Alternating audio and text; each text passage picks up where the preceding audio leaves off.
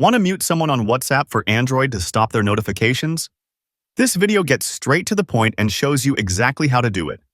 If this video helps you, please consider subscribing to the channel and liking the video. For extra support, you can also join the channel membership. First, to mute someone, you will need to open the WhatsApp application on your Android device and find the specific chat with the person you want to silence. Keep your finger on that chat. That chat will be selected, and a menu bar will be visible at the top. Tap on the icon with a bell that is cut off to mute notifications for someone.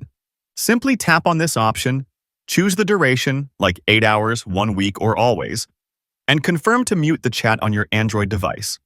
An icon will appear on the right that will show you that the chat is muted. And that's how you can mute someone on WhatsApp for Android, giving you control over the notifications you receive from individual contacts. For more short and concise videos, subscribe to the channel and don't forget to leave a like and a comment.